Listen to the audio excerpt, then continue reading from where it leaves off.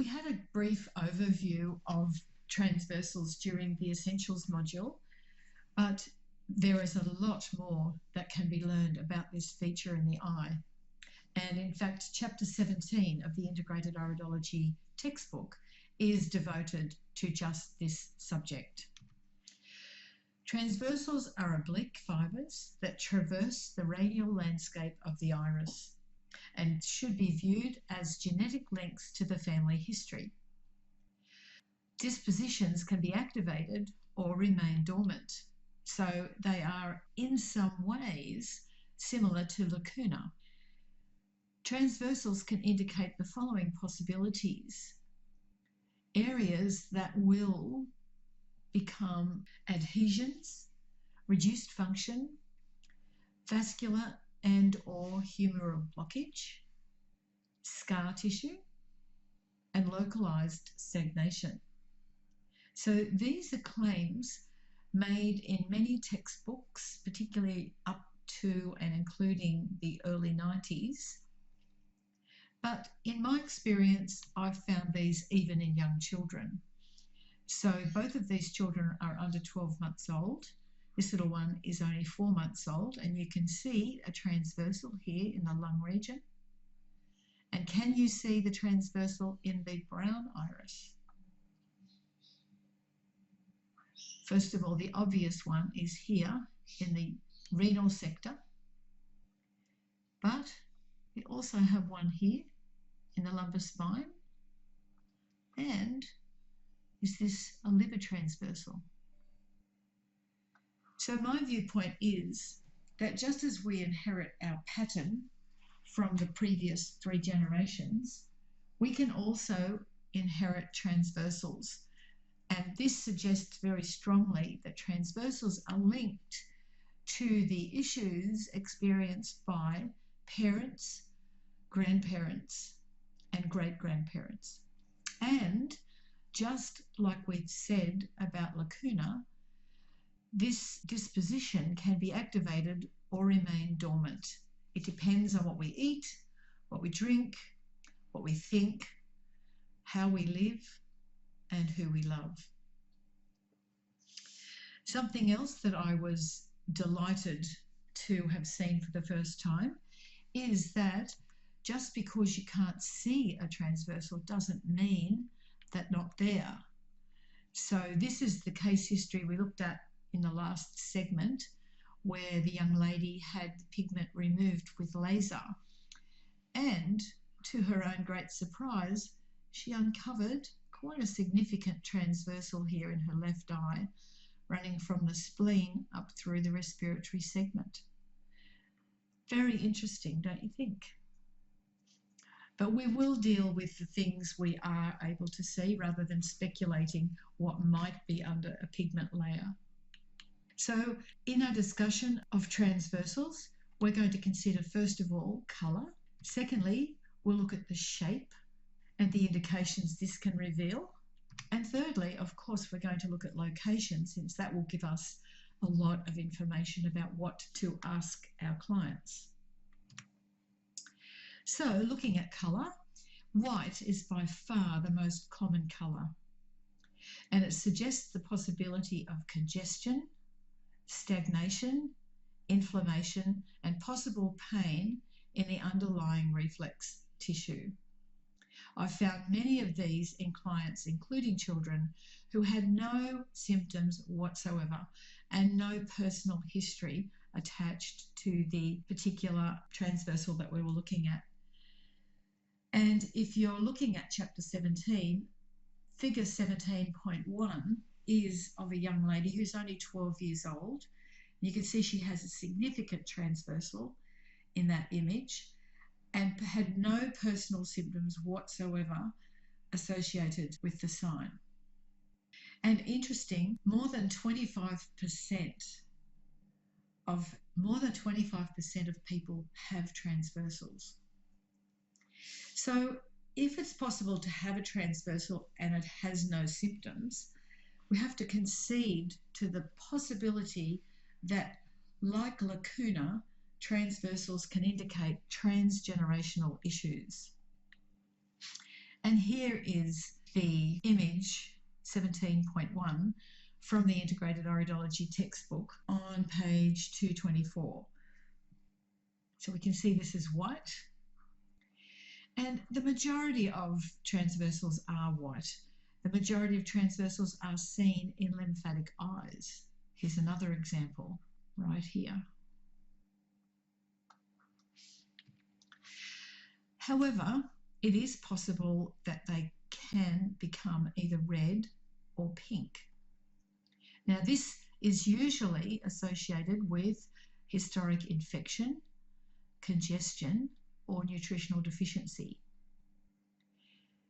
Many sclera markings point to particular problems in the hormonal and vascular system in particular, which are common areas for you to see transversal. So if you are looking at a transversal that is red or pink, always check the sclera to see whether there is additional information there.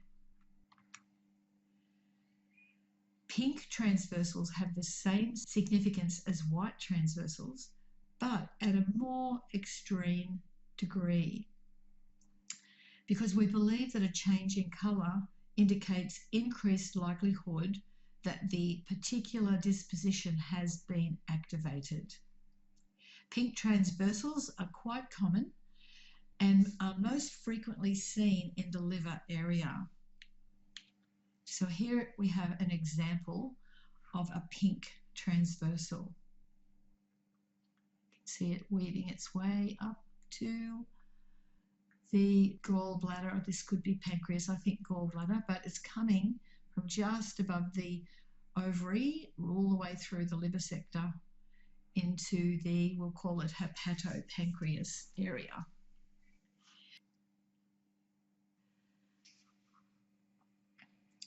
When you see a pink transversal in the liver segment, do inquire about the history with gallstones, because very often, in my experience, a pink transversal in the liver segment can be related to gallstones.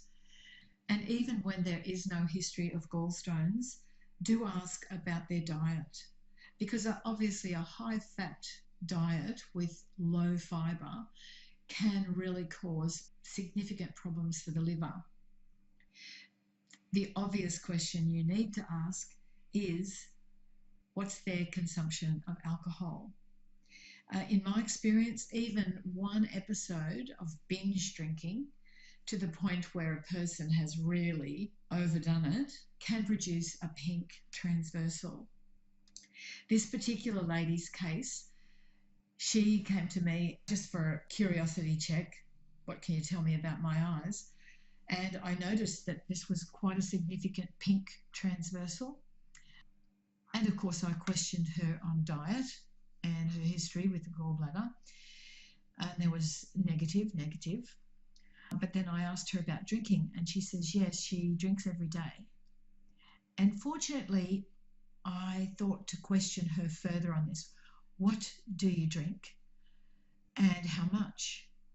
So she says she has one a day of wine, and on the weekend she'll drink bourbon. And I say, a glass a day? Well, that's kind of within the range. And she goes, no, a bottle a day. So I'm glad that I thought to ask those questions, and now ever since then I taught my students always ask about what do they drink and how much do they drink, because I think that alcohol today is viewed very much as a social lubricant, and a lot of people drink.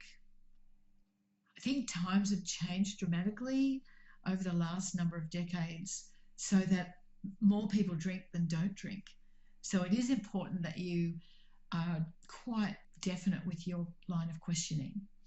So she had a drinking problem, obviously, and that might explain why this particular transversal has become pink. I can't say with 100% certainty that her drinking is what caused this colour change, because I hadn't seen her before taking this image. So I don't know whether this vessel was always pink or had it become pink. But that is the belief that when a transversal changes colour from white to pink or red, it is an indication of some form of fairly severe trauma for the individual. Now, if the transversal is red, we consider this by comparison to be the most significant colour, because red transversals are usually an indication of extreme inflammation, local engorgement, or obstruction to an area. In all cases, this will be due in part to congestion in the local blood vessels.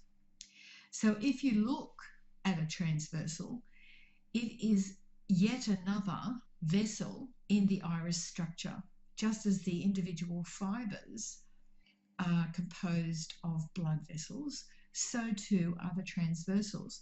And the reason that they look red is because of swelling within the actual vessel. So what happens is there's enough inflammation or irritation in the reflex zone to cause the vessel to swell, thus thinning the wall of the vessel, and then you can see the blood coursing through it. That's why we have the colour change. Now, red is a significant colour because both Joseph Unger and Joseph Deck stated that vascularised transversals can indicate a potentially degenerative process with a genetic etiology. So you should really consider the possibility of serious implications if you ever see a transversal change colour. Now, I need to tell you that I have never seen a transversal go from white to pink or from pink to red. However, I have been able to confirm that particularly red transversals are often associated with neoplasm or very serious pathology. So when you do see a red transversal, it is always recommended that you question them and definitely refer out for tests in the presence of any symptoms. And here's an example of a red liver transversal. So it runs from the liver sector up into the pancreas area. And note that they have an orange central heterochromia. And this person presented with bloating, chronic diarrhea, and admitted alcoholism for the previous 10 years. So can you see that this is definitely red compared to the previous one, which is pink? So by comparison, it is more extreme. When we have a single fibre, it's possible for them to also become vascularised. Single brightened iris fibres have increased significance if they change colour. And when vascularised, which means whether they're pink or red, can indicate extreme inflammation or irritation in the local area. Now, the difference between this and a transversal is that this represents a very small sector. So it's just in one very small linear zone. Whereas when you look at a transversal, this whole segment is involved. So that's basically the difference. So a red transversal involves the area from beginning to end, as does a reflexive fibre, but you can see that the influence here is just in one zone. Now here's another example of a red transversal, and this starts down here just above the ovary area, and it runs up through this whole spleen segment into and including the cardiac region and comes out at the top here. And you've probably seen that she also has a corneal arcus. So of course we're going to send her off for a full cardiovascular workup. I questioned her about the health of her cardiovascular system, and she assured me that there were no problems. But this was so extreme, I insisted that she go and have that checked again. And we'll be talking about this lady's case history when we do the emotional aspects of the physical signs in Iris 2, because this is a very interesting case history. And trust me, there was a lot of trauma associated with this lady's heart. Now, vascularization adjacent to a suspicious pigment can absolutely indicate a serious iris pathology.